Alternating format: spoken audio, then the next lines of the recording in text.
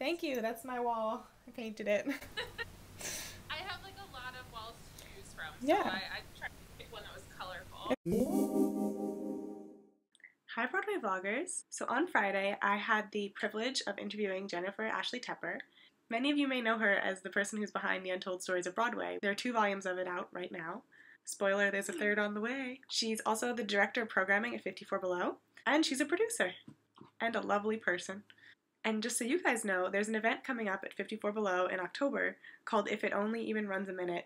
It's a really cool night where it features shows that either didn't make it to Broadway all the way or ran for a very short period of time. Through this night, you get to hear a lot of the songs and get a behind-the-scenes glance of underappreciated shows. And the casting for that is supposed to be announced very soon, so please stay tuned and check it out on 54below.com. Hi, Broadway vloggers. Today we're joined by Jennifer Ashley Tepper, and we're going to do an interview with her. We're so excited to have her on our vlog. Thank you for joining us. Happily. Okay, so we have some questions from our team and also from our followers on Instagram and Twitter. And they were curious, when did you notice your passion for theater and theater history?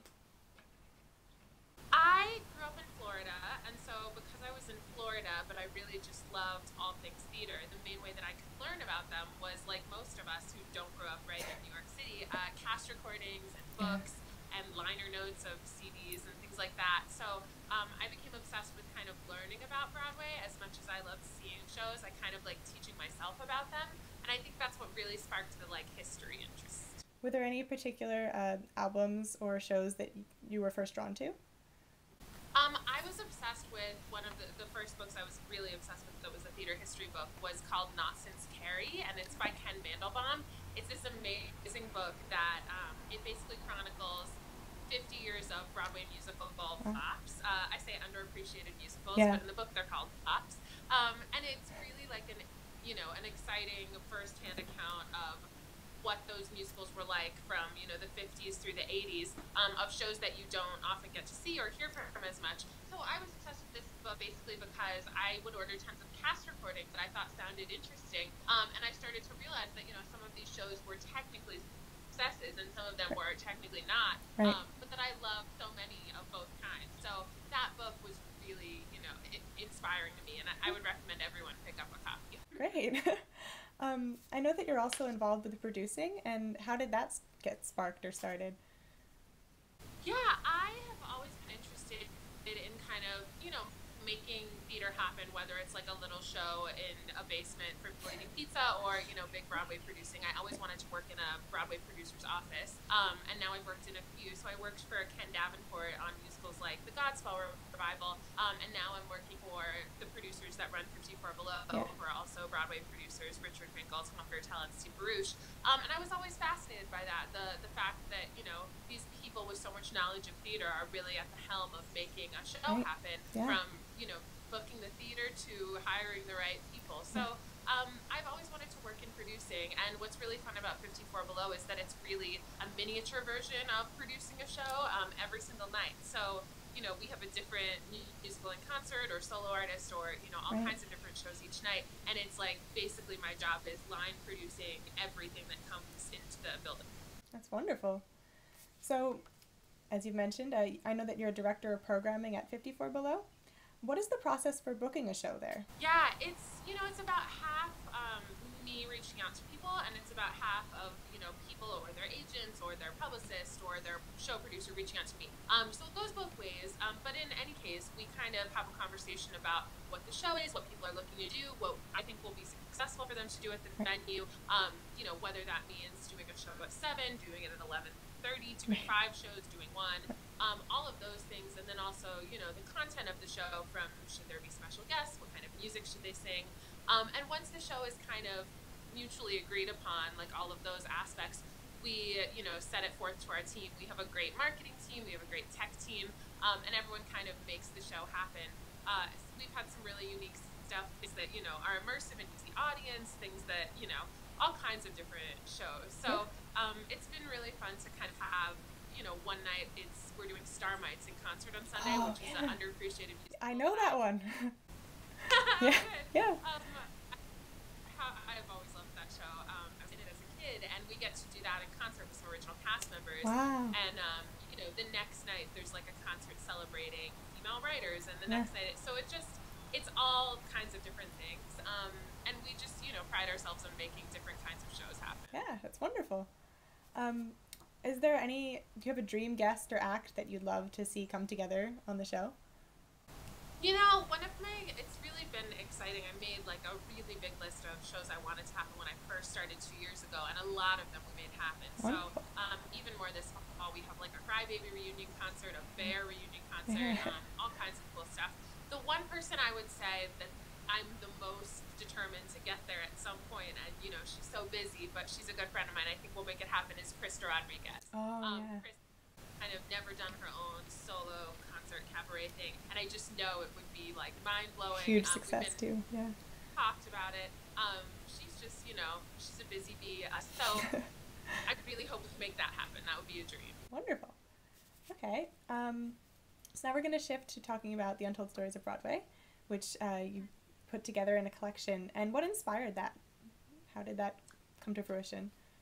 I was lucky enough to, when I was a senior in college, through a lot of different, incidents, I basically got to intern with Jeff Bowen and Hunter Bell, who wrote Title of Show. Right.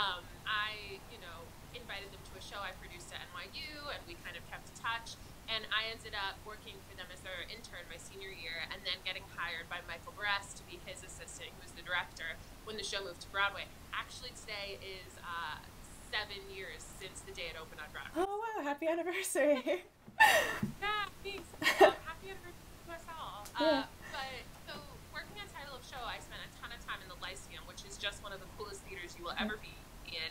It's the longest continually operating theater on Broadway, which means that it's been a theater since, more than 100 years. And it's, a fascinating house. It's filled with like hidden doors and hidden places you wouldn't know about, and all kinds of like neat things, a trapdoor and like a penthouse and, a smoking room. And Jeff Bowen and I actually spent one day exploring, and we found an abandoned dressing room that was filled with box office receipts from the 70s. So it all became really, it became really fascinating to me, the space. And then also, it was my first experience working on Broadway. So, the doorman, we had these like great doormen named Neville and John, who were such a big part of the experience. And I loved our ushers, and I loved our box office staff. And I just started to kind of like plant the seeds in my head for what the Untold Stories of Broadway would be, of telling the stories of the theaters themselves. And I met my publishers, Brisa and Roberta, a couple years ago, and they were starting this publishing company called Dress Circle Publishing, where you can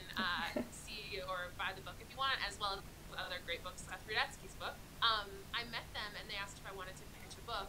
And I kind of was like, I've been having this idea for a while, and I put it into, an actual proposal, and that's how it happened. That's incredible. I know you have 2 volumes of it out now. 2 volumes out now. Yeah. And there'll be a third next year. There will be a third? Okay, that was one of the questions. Can we look forward to more volumes?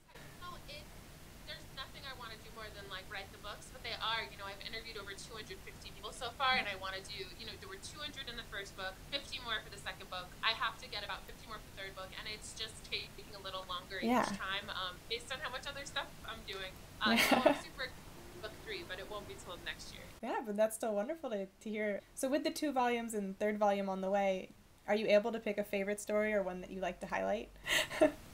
Yeah, I can say Hal Prince is my favorite review, just because that was literally a dream come true, getting to go to his office in Rockefeller Center and talk to him. It really was something I'll never forget. But as far as like a favorite story, there's just so many good ones. And I'm really excited. I've been working on the show Schoenfeld, or The Used to be Plymouth, is one of the theaters in book 3. And I was working on that chapter last night. And it's amazing, because I interviewed Kelly O'Hara before Bridges of Madison County happened, about how she felt about going back into the limit. This is where she made her Broadway debut with Jekyll and Hyde. And it's just like an amazing story, but it's such a moment in time. It's like, from a while ago now.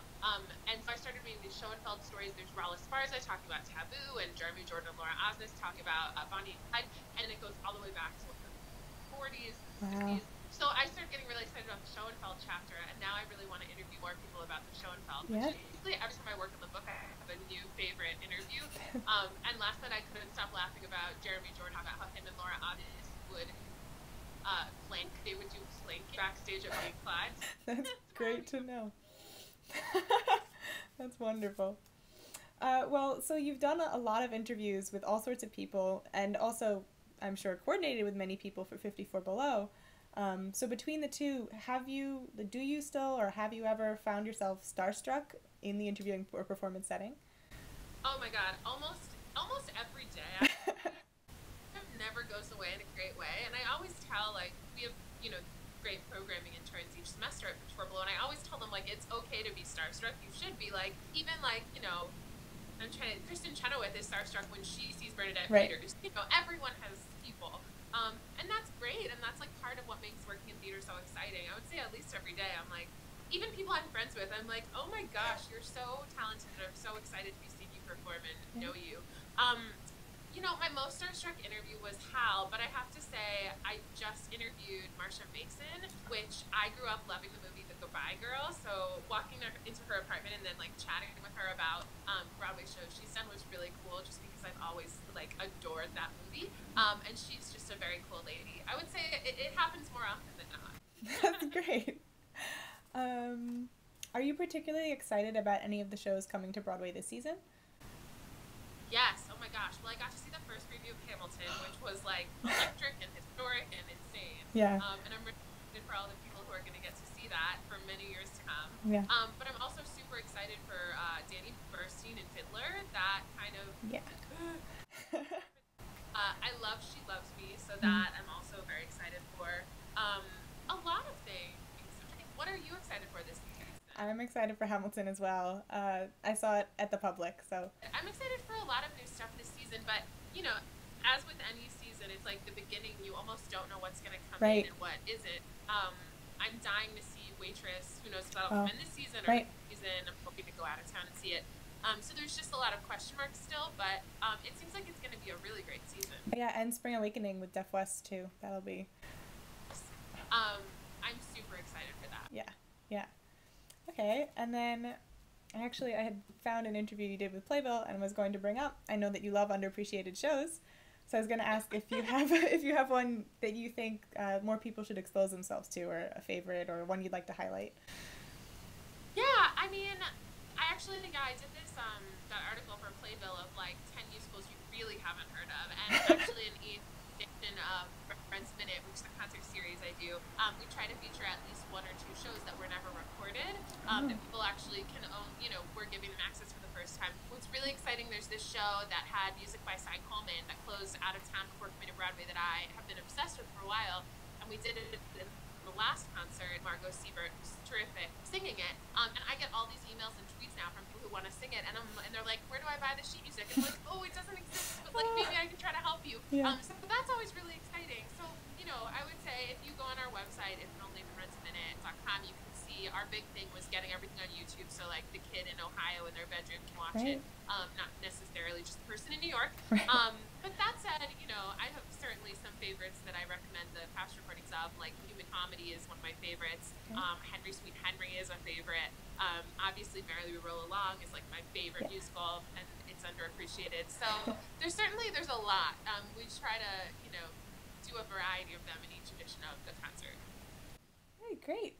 So those are all the questions I have. Is there anything else you'd like to talk about? Yeah, I think it's like really awesome that you guys are doing it. And I think it's really cool that, making it interactive with people. So what inspired you to do it?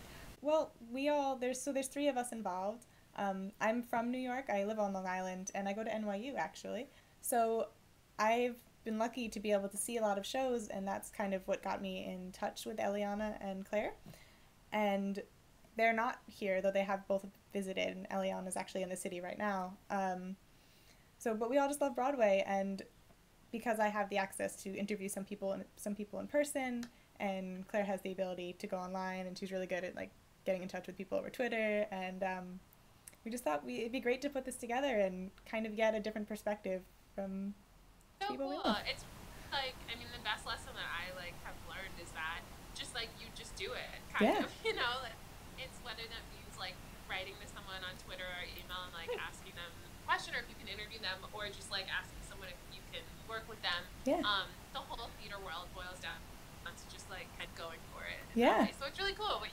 Awesome. Yeah, and it's been great that the Broadway community has been so open and accepting of this, that so many people have been more than happy to set up interviews or talk to us. I find the Broadway community really to be like that more than not. And like the process of going out to people and asking them for interviews for my book, I was shocked at how many people said yes. And the people that said no, it wasn't for any unkind or Right. unfriendly reason. It was, oh, I'm working on a book myself, or, Right. I can't in that time frame.